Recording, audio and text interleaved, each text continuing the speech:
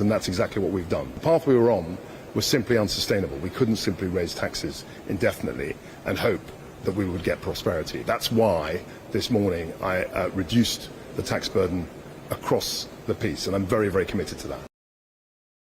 While Shadow Chancellor Rachel Reeves says the mini-budget is nothing new.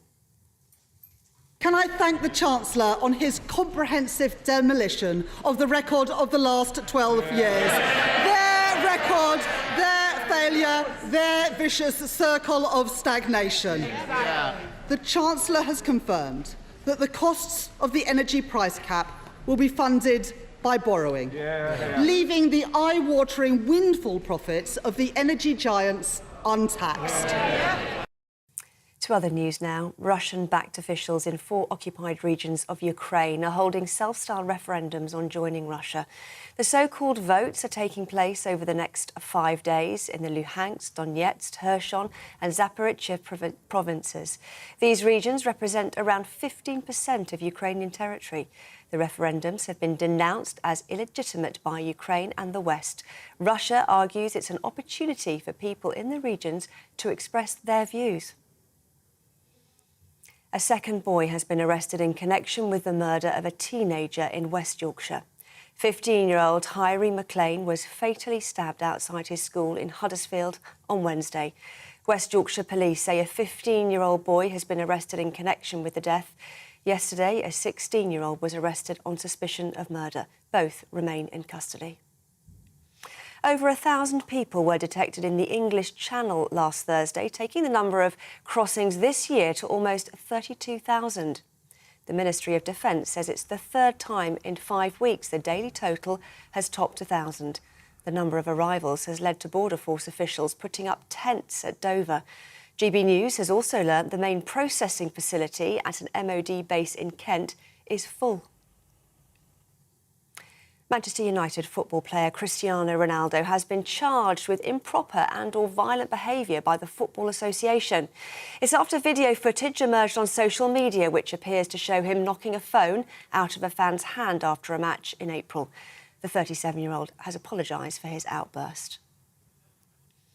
Dame Hilary Mantel has been hailed as one of the greatest writers of our time following the news of her death, aged 70.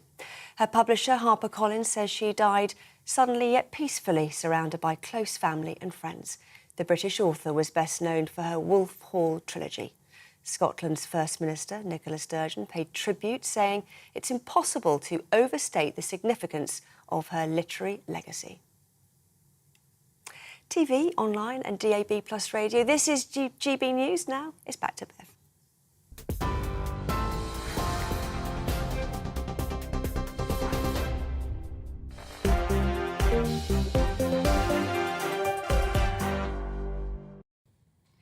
Good evening. You are listening to Bev Turner on GB News. If you're watching on the telly, thank you so much for joining us on this Friday night. It is 5 minutes past 6.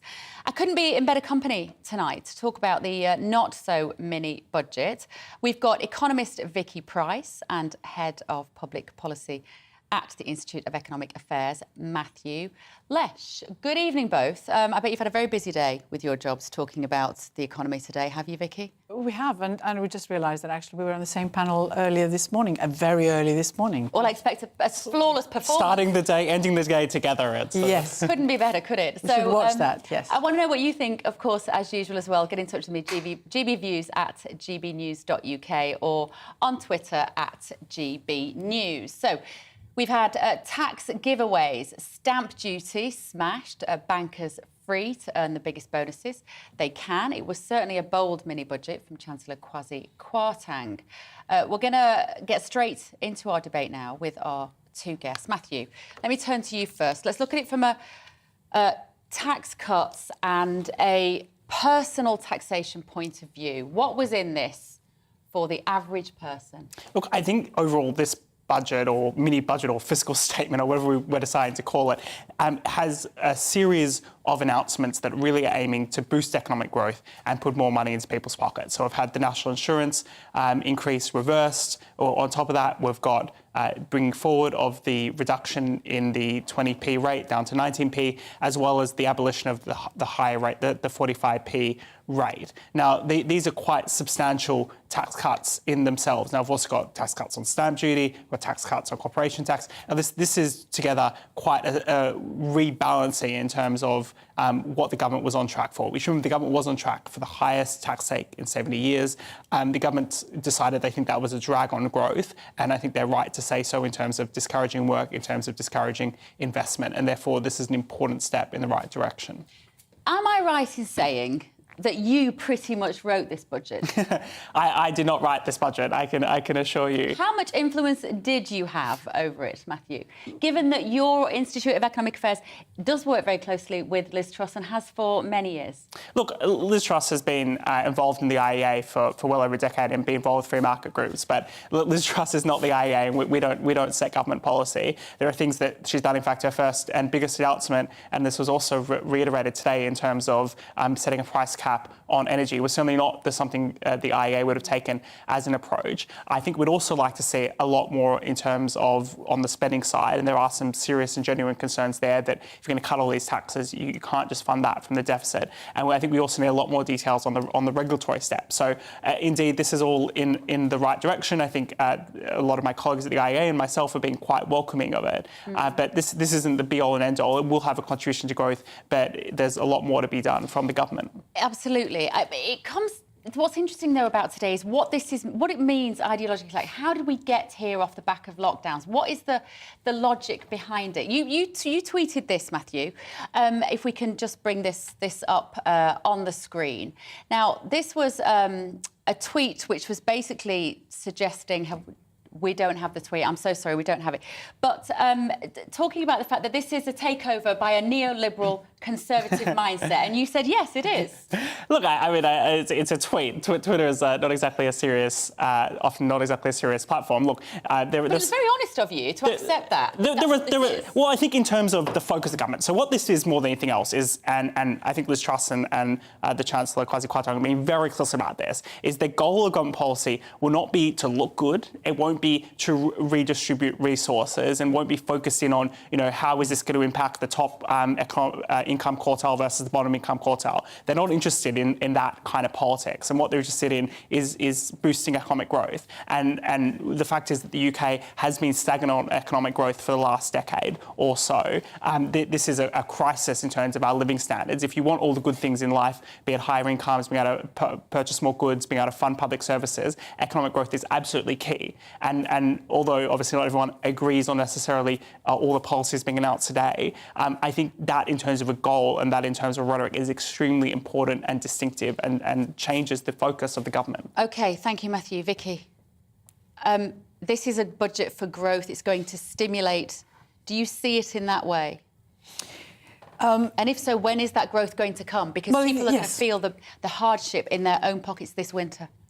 It's a very good question, because that question has been asked of politicians and they haven't been able to answer it. How quickly do they want to see that grow? How quickly do they expect that growth to really take off? Yeah. I mean, the reality is that we are probably in recession right now, which is what the Bank of England said when they raised interest rates, not by as much as the markets expected, which would have been 75 basis points yesterday, but just by 50 basis points. So they said we're in recession already. Probably this quarter would have seen a drop, a small one, in GDP, as the previous quarter did. Yeah, and remind me, because that's the definition of recession, isn't it? Yes, it's a technical recession. Drops in GDP. But of course, they're not very severe, or they haven't been very severe, but the expectation had been that they will become very severe because, of course, the electricity price cap, we shouldn't really ever be calling it a cap, this huge increase that we're all going to see, will happen only partially now. If it were to happen, then it would have led to a very substantial drop in GDP, because people would not have been able, not just those at the lower end of the income scale, but across the board, would not have been able to pay that amount without stopping buying other things. And also businesses would have gone out of being able to continue to operate. So unemployment would have increased. So they had to intervene and do this.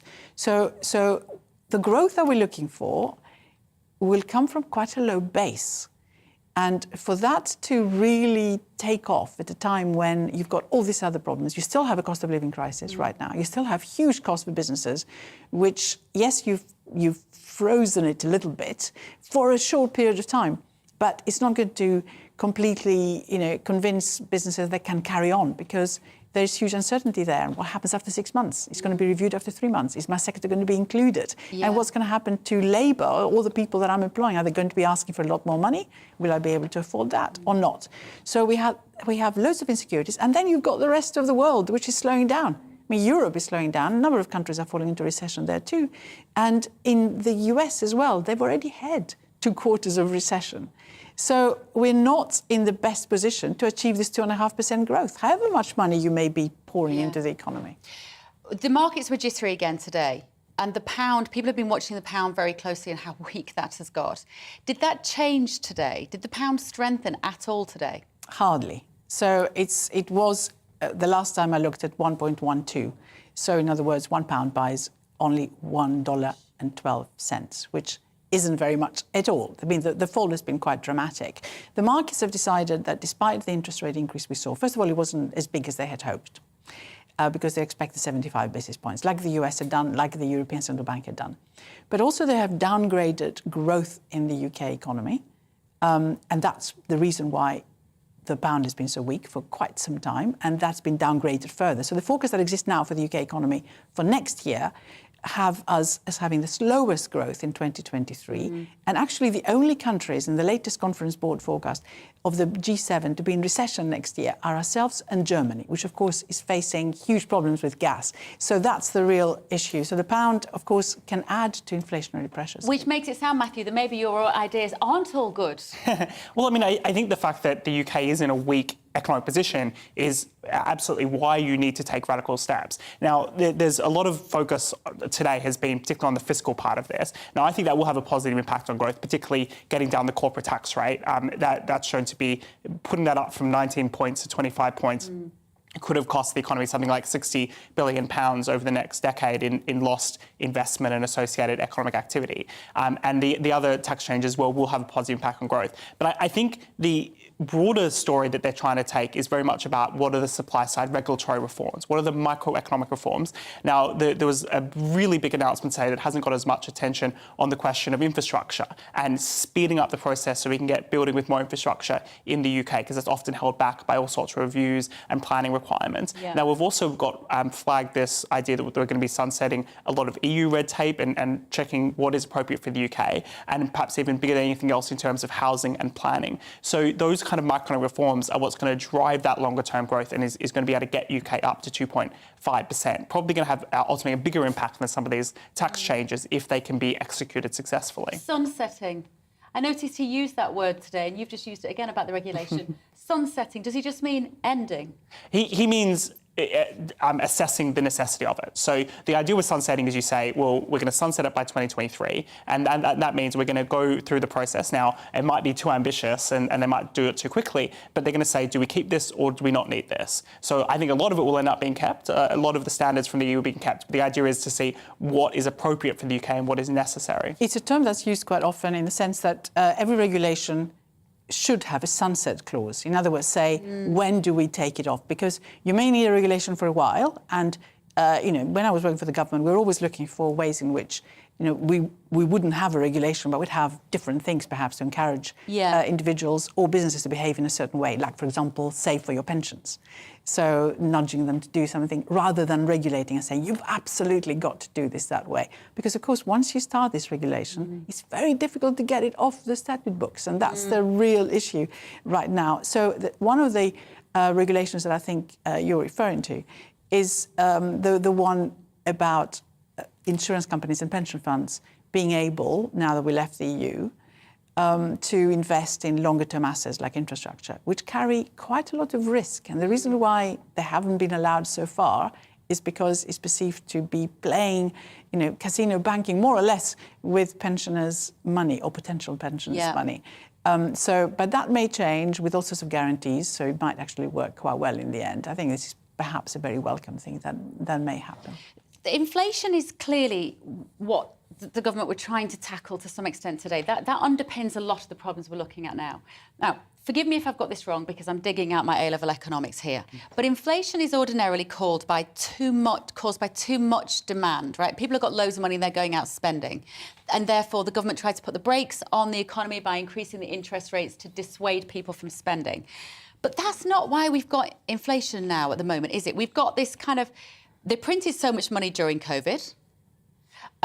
Global price of energy in every sector pretty much going up. We've got the net zero hysteria, which is possibly playing into the energy side of things. And, of course, post-lockdown, we've had this increase in demand as industry started up again. We've got China still being completely mental and locking everybody down and behaving as though COVID is still going to end the world. And so we've got supply-side issues from there. Given that complex economic situation that is causing prices to rise, surely putting up interest rates is not the right thing to do, Matthew, because that's just going to take more money out of people's pockets. Yeah, look, so there are possible to walk and chew gum at the same time when it comes to what is causing inflation. Now, there's no doubt a big cause, the reason why we're seeing quite high levels of inflation are COVID-related supply chain issues related to the increase in global electricity prices. But I also think at the same time, a big part of the story and the big part of the fact is that our inflation was going up even before Putin invaded Ukraine. And we did through the COVID period, as you acknowledged at the start, a massive amount of quantitative easing. The Bank of England was effectively buying up government debt en masse, creating new money. There's still a lot of money swirling around the economy, even if you take food price inflation and energy price inflation out of the mix. And therefore, putting up interest rates is necessary to slow down the economy. Unfortunately, that can have a recessionary impact. But in some senses, what we're seeing today is a bit of a rebalancing. I mean, it's not unfortunate for the rich, but it's unfortunate for the poor. Well, no, it's unfortunate for everyone. The rich don't. The rich also borrow and struggle with higher interest rates. You know, if you're running a business, the cost of borrowing goes up for you. The cost of repaying your home might go up as well. So interest rate increases have an impact across the economy. I don't completely disagree with you, but they do have an impact. But what we're seeing is, and I think this is probably actually good, is because interest rates have been at historically low levels, and the monetary system has probably been too loose, while fiscal policy has ultimately, I should say, arguably been a little bit too tight, and we're seeing that change around. Now, ultimately, we're going to solve the inflationary issue at the Bank of England, I think, as well as buying supply-side reforms over the longer run, rather than thinking we can do it just by putting money into people's pockets. So I don't think we can solve inflation by transfers to people, as is often talked about. It needs to come through supply-side reforms, boosting the ability of the economy to produce, making sure we can do more, as well as reducing the too much money chasing too few goods. But this is trickle-down economics, isn't it? Absolutely not. Isn't it? Is that what it is, Vicky? Even President Biden, I don't say that he gets anything right anymore, but he has been quoted as saying this week that it just doesn't work. It doesn't trickle down. It just stays, well, he didn't exactly say this, but it just stays amongst the rich. And we've had the biggest transfer of wealth in history over the last 2 years. I think that's absolutely true. But of course, there is still an element of businesses, if they're able to keep more of their money, they might invest more, they will employ more people. So that is quite a helpful thing. And the national insurance contributions decrease. I think at the time when it was raised, which was back in whenever, last year, but then it became effective in April, I think a number of us, even those who don't think really that tax cuts make a huge difference to growth, were rather concerned that we were raising taxes at a time when the economy looked like it might be slowing down, or it would be slowing down by that time, and that we were going ahead with this despite the issues of the war in Ukraine and the increase in prices that everyone was feeling. So in other words, we were just making things worse. So even though that in itself isn't necessarily going to lead to huge extra growth, I think it makes sense to redress that. But there is a problem of where you're going to find the money for the National Health Service and for social care and for the extra defence spending, which we're now committed to doing because of Ukraine. And the markets have decided, and looking at the interest rate increase as well, that this interest rate increase that we're likely to see, because we're going to have quite high inflation, is going to lead to quite low growth in the economy. And it probably will negate anything that Matthew would like to see happening to growth because of all this extra money that's come in. And they've therefore downgraded the UK's growth quite significantly. That's why we're seeing, as I was saying earlier, a very low exchange rate. We've seen this change in stamp duty as well. Now, this is being taken off for first-time buyers, the stamp duty's gone for the under, so there's a £250,000. One of the guys in the office here is delighted today because he's about to buy a flat that's 250 grand, and he just said, I've just saved myself 6 grand, Bev. It's brilliant. I'm so happy. He said, it's the first time I felt like a budget has actually made a difference to me on the day. He's literally about to sign the papers. It's usually beer and wine that exactly. gets affected on budget day. But what I was thinking is, well, the problem at the moment isn't in the housing market. The housing market has remained very buoyant. Even through COVID, we've got too few houses and too many people who want to buy them. So, again, all this is going to do, surely, is push up the prices of houses, Matt.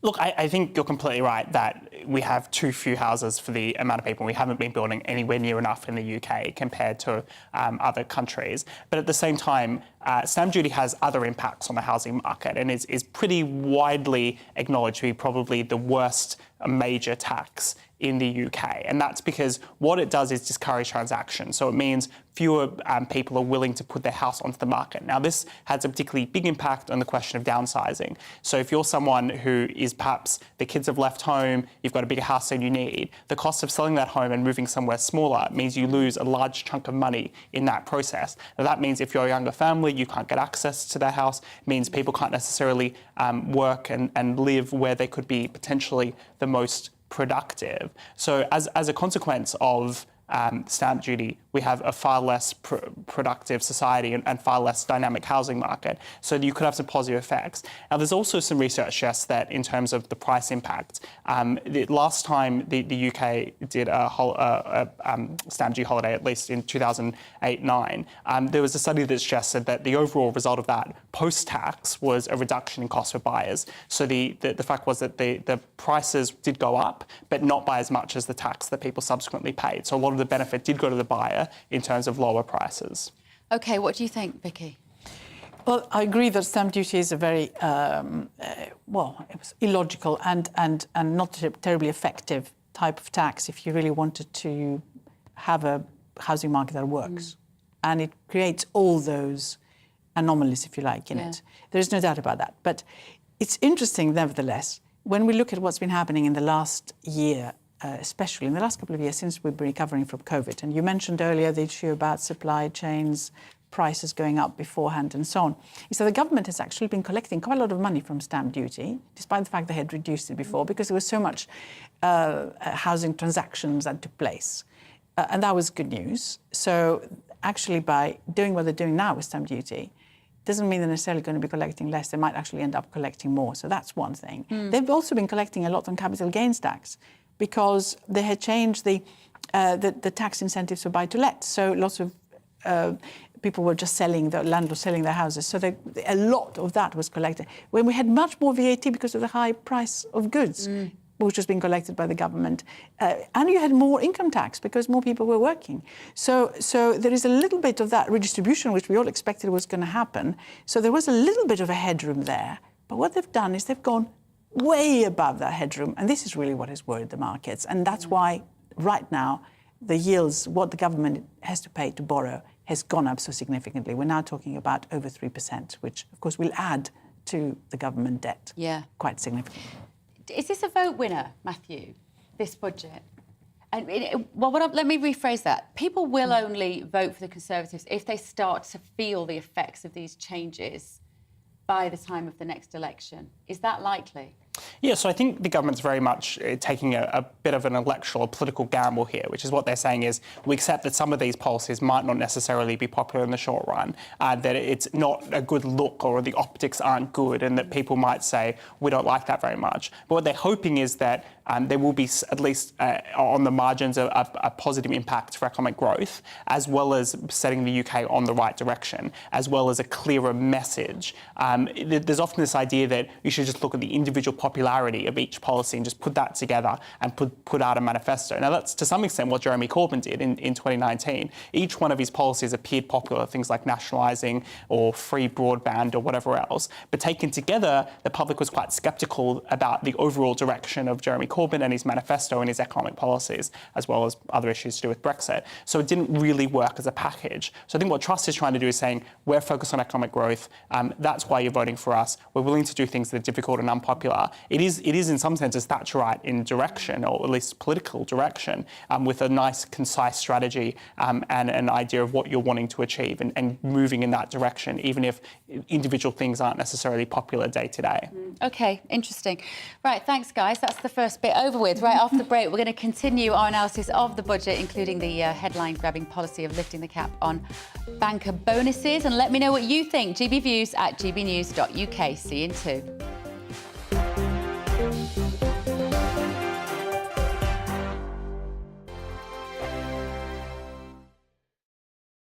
We are GB News. And we'd like to say thank you to each and every one of you for helping our great nation find its voice. We're absolutely everywhere. Across England, Scotland, Wales and Northern Ireland. On TV, on radio and online. We're proud to be The People's Channel, Britain's news channel. On the Mark Steyn Show, we cover the stories a lot of people are scared even to mention. The stuff that really matters with some of the world's biggest thinkers. Now is his opportunity to kind of take the steering wheel of history. Break away from the flop at 8 o'clock on GB News with the Mark Steyn Show. Hello, I'm Esther McVeigh. And I'm Philip Davis. Whether you're watching or listening on TV, online or on radio, we handpick the latest stories, debates and expert opinions for your weekend. So whether that's politics, news or showbiz, we've got it covered. Join us every Saturday morning at 10 o'clock on GB News. Join my show Farage, 7 p.m. till 8 p.m. Monday through Thursday. And there you will get opinion, analysis, debate, and I'll cover stories that nobody else dares to touch. You've been cancelled. Join the club. Oh, my goodness me. And then for the last 15 minutes, talking pints. We're over a drink. We have a civilised conversation with someone. We very often disagree, but we do it in a grown-up way. Come and join me on Farage. Hi there, it's Stephen and Anne. At breakfast from 6 a.m, you'll always be caught up with everything you need to know. The latest headlines, opinions and debates. We'll bring you the good news and the bad, but most of all, we're here for you. Remember, send in your views and let us know what you would like us to talk about. That's because we're your news channel. And every morning at 6 a.m, it's breakfast on GB News.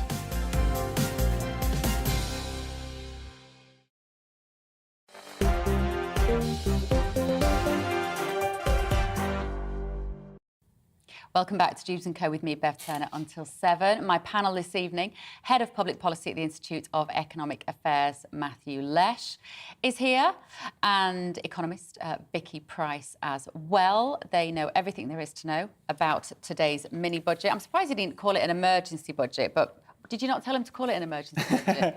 Did you not? Why didn't you advise him to do that, Matthew? I mean... Does emergency sound too scary? Is it not an emergency? It's not even a budget, it's a growth strategy, isn't it? Oh, there we go. Yeah, Righto. Yeah, politician in the making as well. Right, Michael says, I think it's appalling that under the present circumstances that a windfall tax wasn't made against these energy giants. A tax on the energy companies was needed. Very much shouldn't have given it a miss. Bob said they really don't understand. They live in their ivory towers and think a 1% cut in income tax is going to make a difference to people in the lower income brackets. It's really not worth a carrot. And Steve has said Kwarteng got the most important thing right. He looked after bankers and high earners in the city. That means his future is secure after politics. Can we just talk about VAT for a minute? We've got a brilliant video that Liam Halligan's done for us, which I'm going to show you in just a moment, so don't go anywhere, summing up everything that we've been talking about. VAT would have seemed like such an easy win, Matthew, particularly for the hospitality industry. We've got 20% VAT. Gareth actually was one of our viewers who texted in, emailed in to say a globalist budget, this is, which will plunge us into a depression. VAT should have been slashed to 10%. It's not rocket science. Why not? Look, VAT is... I mean, it's in technical terms actually a very good tax, which is to say it's very hard to avoid, it raises a lot of revenue, it dislocates relatively limited economic activity. Now, you could cut that and give people a bit of a short-term sugar hit at a large cost. But in terms of the impact on longer-term economic growth, it would be relatively limited. I think corporation taxes, generally speaking, have a much bigger impact in terms of whether or not companies invest in the economy. There's going to be no pubs and restaurants left, though, in your growth plan, because customers at the moment going out to buy a meal with their family are paying 20% on that, and the establishment, the proprietors of those establishments can't reduce the prices. They can't reduce the prices, and people are going to have no disposable income. That's what worries me. Nothing to spend on the luxuries, Vicky. This is absolutely true, and that's the concern. That if you're spending all your money on the essentials, such as heating and food, travel and heating to transport, of course, fortunately, you mentioned China, the fact that they haven't been producing an awful lot, yes, it's caused some issues with supply chains, but they haven't been using a lot of energy, so oil prices have been coming down. So I was quite astonished. I passed a garage and they were selling petrol at 159.9. I nearly stopped in the middle of this very busy road to take a picture. You tell us where it is. There'll be a queue there by 9 o'clock. Yeah, well, it was. I'll tell you later. But it's just extraordinary. So some things have been coming down, and the interesting thing, and the rather welcoming thing as well, is that we've seen freight costs coming down, so transporting things. And we've also seen for 5 months now food prices, international food prices coming down. Not what the individuals here pay, of course, because things are being passed on, finally to the supermarkets and the consumer, because companies otherwise that are supplying all these things would just go bust. So producer prices are going up quite significantly at just under 20%. Input costs have risen by more than 20% year on year. So, what can companies do? So that's it. But VAT would have been indeed a very good thing to do, even though obviously it costs. It was done at the time of the financial crisis, and at that time I was working for the government. And then, of course, when things improved, it was raised again. It's very easy to reduce and raise again if you really want it. And what it does, which is extraordinary, of course, is it just brings inflation down, just like that. So it's good for the individuals. It's good for businesses as well, which have been asking for that VAT cut. They want it to go down to 5%. Yeah, it seemed like an easy win for me, but maybe you can tell us to put that in the proper big budget. Right, let's get a reminder of the main measures that the Chancellor has laid out today from GB News' brilliant Liam Halligan.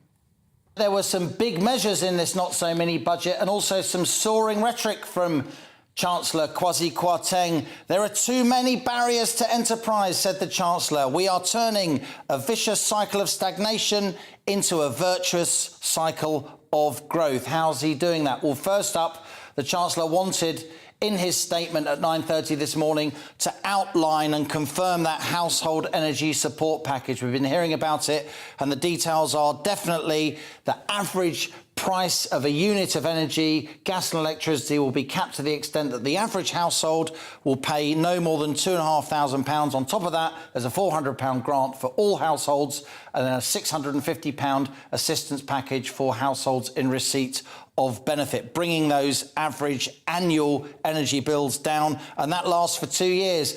Also confirming that energy support for business, which Business Secretary Jacob Rees-Mogg outlined earlier in the year. Businesses will get equivalent help, plus charities and the public sector, so that's NHS, hospitals and state schools, but that only lasts 6 months, controversially, and then it will be reviewed. On top of that, the Chancellor reversed former Chancellor Rishi Sunak's increase in national insurance contributions, NICs. So April's 1.25 percentage point NIC rise has been reversed from the 6th of November. That'll be worth about £330 to the average household. Corporation tax, the bugbear of many small businesses, that will be frozen at 19%. Again, pushing back on Rishi Sunak's measures. He had legislated to increase corporation tax to 25% from April next year. That will no longer happen. It stays at 19% for all business, whatever their profit levels. Then some help for those trying to get onto the housing ladder. Stamp duty, the nil band, the house price at which you don't pay stamp duty, all the way up to £125,000. That's gone to £250,000. So the first £250,000 of any residential property that's bought from now will be free of stamp duty. That's the first increase in that threshold since March 2006, during which, of course, house prices have gone up a lot. So there's a correction there. And then for first-time buyers, often young families trying to get on the housing ladder, they will pay no stamp duty, not up to £300,000, their current threshold, but now £425,000. And the valuation limit, that's risen from £500,000 to £625,000. So a first-time buyer can buy a house or an apartment up to £625,000, and they will pay no stamp duty on the first £425,000. And then the rabbit out of the hat, and it's a thumper of a rabbit, reminiscent of Nigel Lawson's 1988 budget when he scrapped the top rate of tax, the top additional rate of tax paid by people earning more than £150,000 a year, or 45%, abolished completely. There will now be a single higher rate of tax of 40%, as there was, incidentally, through most of the new Labour years. And then another popular move, I'd suggest, a cut in the basic rate of income tax from 20 to 19% in April 2003. This really is a historic package of measures. In addition, there are new enterprise zones. There are reforms to those IR35 tax laws for freelance contractors. In the end, it comes down to whether the financial markets will wear it. Will the pound hold up? Will the government still be able to borrow relatively cheaply going forward? When all is said and done, that is the key to whether or not this gamble on growth, and it is a gamble, ultimately comes off. Thank you, Liam. Well as all those tax cuts, the Chancellor has also moved to limit strike action, legislating for a minimum service to be provided even when unions strike, and forcing unions to put pay offers to a members' vote so they can't automatically decide to strike. Did you expect to see this today, Vicky? And is it justified? Oh, it's been discussed for some time, so this isn't really new. So we're expecting this to be legislated for at some point, and that's just been reinforced because now we have a new PM and new ministers of state and etc. etc. Obviously, unions aren't going to like that, and we know anyway that, of course, a number of strikes which were postponed during the month because of the Queen's funeral are now being started again. Oh yeah, October, and there'll be more. So I'm afraid you can do whatever you like there. But there's going to be a winter of discontent, and that's going to be a big issue for all of us, and also, of course, in terms of cost to businesses, which, as we know, the government would like to see eased. Instead, I think it's going to get a little bit harder.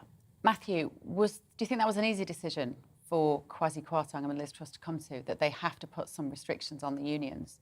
Yeah, look, I'm personally uncomfortable with restricting people's freedom to provide their labour. We should remember that striking is a protected activity. You can withdraw your labour if you follow a certain set of conditions, and you can't be sacked by your employer as a result. Now, will this have a big impact? I mean, it seems like when the trains stop running, or there's a strike day, I should say, about 20% or so of them do actually end up running. So the minimum service requirement might increase that a little bit in terms of the amount of trains running, but it probably won't have a substantial difference. I think this new change on requiring a balloting of the members is probably going to actually in some ways have a bigger impact. It's really going to put the impetus, rather than the union bosses being able to kind of play games with the negotiation and the offers. There's going to have to be a bit of a responsibility there for the members to decide whether or not they want to continue with these strikes, because of course they lose as well when things are striking, and they know that, more generally speaking, everyone else loses out as well. And I don't think we're quite at a winter of discontent.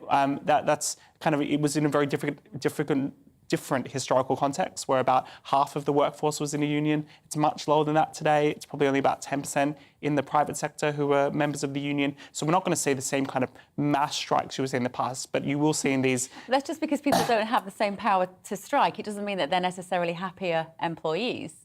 Well, I mean, the nature of our workforce has changed. We're not as collectivised, working in factories, feeling like we need to be members of a union in the same way as in the past. Also, salaries are generally higher than they were in the past. I'm not saying, work is great for everyone or anything like that, or people shouldn't be asking for higher salaries. I think everyone's entitled to ask for a higher salary and negotiate with their employer. But the nature of work, I think, has changed quite substantially. And where you see a lot of union power is in this public sector or public sector adjacent industries.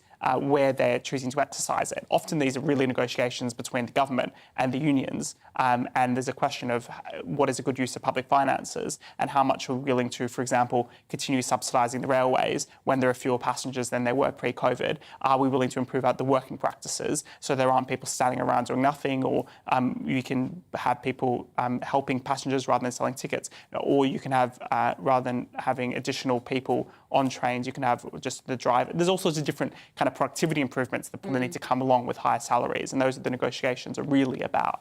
OK, right. Let's talk now about one of the most controversial measures taken today, lifting the cap on bankers' bonuses. Here at GB News, we commissioned polling on the issue. We asked you at home if you support the policy that the government says will help to drive economic growth, which you might find this interesting. What we found is that only 12% of you said that you supported this cap, this scrapping of bankers' bonuses limits, and that 52% of you, more than 4 times as many, were against it. What do you make of that, Matthew? Is that surprising from a GB News audience?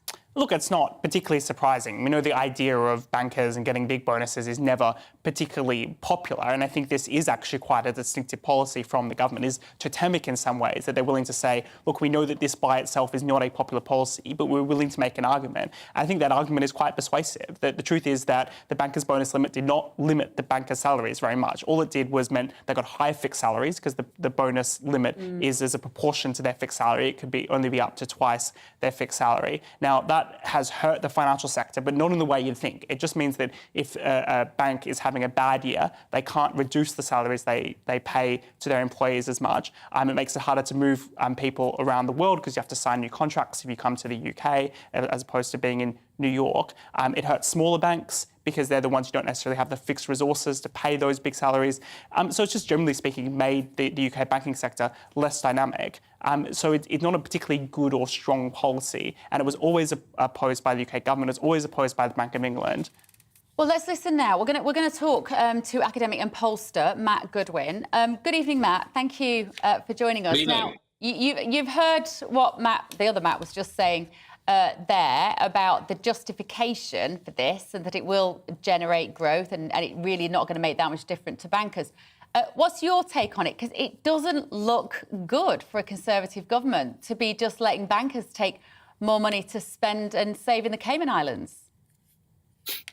Well, if you ask a nationally representative survey of voters, as we have, what do you think about this policy, without explaining anything about the ins and the outs of the policy, as your guest has just done, we find that about 12% of the country would support removing the cap.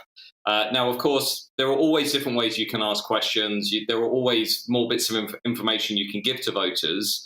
But it's difficult to see how this policy symbolically will cut through at this particular time, when voters are struggling with energy costs, cost of living costs, and all of that kind of stuff. So generally, it's going to be a difficult sell for Prime Minister Truss and her new Chancellor. It really is, isn't it? We've had our viewers getting in touch. Simon has got in touch on GBViews at gbnews.uk to say, if you give a banker £1 million bonus, actually he's in favour, Simon, is £500,000 goes on tax. If you attack bankers' bonuses, what about the energy company executives as well? It's not strictly true, though, is it, to say, Matt, that they will pay £500,000 of their million to the taxman, because most of these bankers have incredibly clever and creative ways of managing their taxation burden. Well, I think inevitably some of that is true. I think also we need to think about how we incentivise risk within our economy. Do we want to incentivise people within financial services to take as much risk as possible? You might argue, for example, as our former Prime Minister Gordon Brown did to me last week, that one of the problems before 2008 is that we were actively incentivising bankers and other people to take risk through the bonus structure and so on. So I think that debate is going to play out. But just to be clear, what we have seen today, of which that policy is just one small part, is the beginning of a new economic moment in this country, that is going to, I think, in the short term, the medium term, is going to be very, very polarizing for the country. And there are going to be people who will say, this is what we need to do to drive growth. This is what we need to do to revitalize the economy. And there are going to be people who are going to say, well, yes, we might agree with all of that, but the priorities and the groups that the plans are helping are not the right ones for this particular moment in time. And this debate is going to become massive in British politics, and it is going to dominate British politics for the next 2 years. We're going to be, in a minute, Matt, talking about working from home. And I saw a brilliant article that you'd written on your Substack today about Generation Z and how they see the world slightly differently. So I can't let you go without reflecting upon how the younger people in this country... Give me two things. How will they see this budget? And also, how do they feel about the concept of working from home, which we're going to talk about in a moment? Well, thank you for reading my Substack. I appreciate that. Zoomers, look, the first thing that's of interest about Zoomers, my students this week, I met them for the first time, first-year students. Brace yourself. They were born in 2004. Okay, so it's going to make a lot of us feel a little bit old. But they have lived through a succession of major crises. They've lived through the global financial crash. They've gone through austerity. They've gone through the Eurozone crisis. They've gone through the COVID crisis. They're now going through the energy crisis, the war in Ukraine. If you ask them about economic issues, they're pretty comfortable with big government. They're pretty comfortable with a big state because, to be honest, that's all they've ever known, a big state intervening to try and fix the economy. I'm not saying it's a good thing, it's a bad thing. I'm just saying that they are instinctively comfortable with having a big interventionist state. So, that is going to, I suspect, stay with them for many years to come. They're also, when it comes to work, as you mentioned, for them, it's all about value-led work. They want their work to align with their values. They are collaborative. They're digitally adept. Of course, they're the first generation to spend their whole lives online, right? They were born the same year as Facebook. They want to be working from home. They want to be hybrid workers. They want to be kind of in jobs that reflect their values. And I think, again, we're at the cusp of some seismic social and economic change. And it's going to be interesting to watch how this plays out, for sure. OK. Matt, thank you very much. If you want to read his Substack, Matt Goodwin, do look him up. He always provides some excellent material on there. So working from home, cheers, Matt. We're going to be talking about it in just a moment. The survey is of 22,000 people. I'll let you know what the results of it were after this quick break.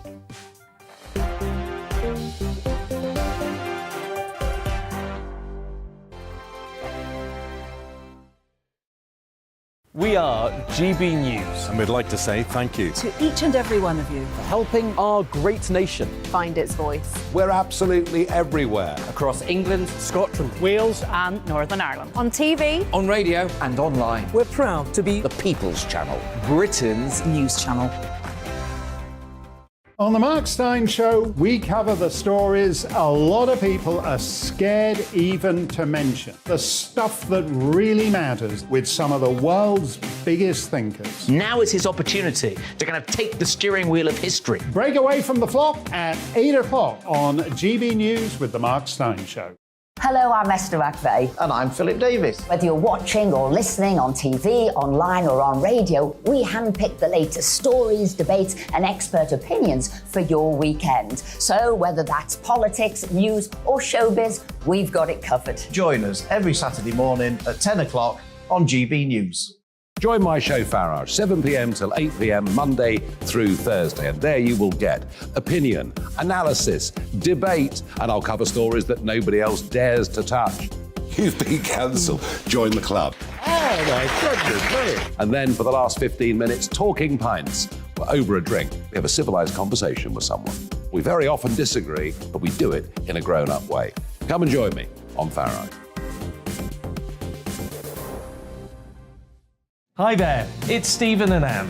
At breakfast from 6 a.m, you'll always be caught up with everything you need to know, the latest headlines, opinions and debates. We'll bring you the good news and the bad, but most of all, we're here for you. Remember, send in your views and let us know what you would like us to talk about. That's because we're your news channel. And every morning at 6 a.m, it's breakfast on GB News.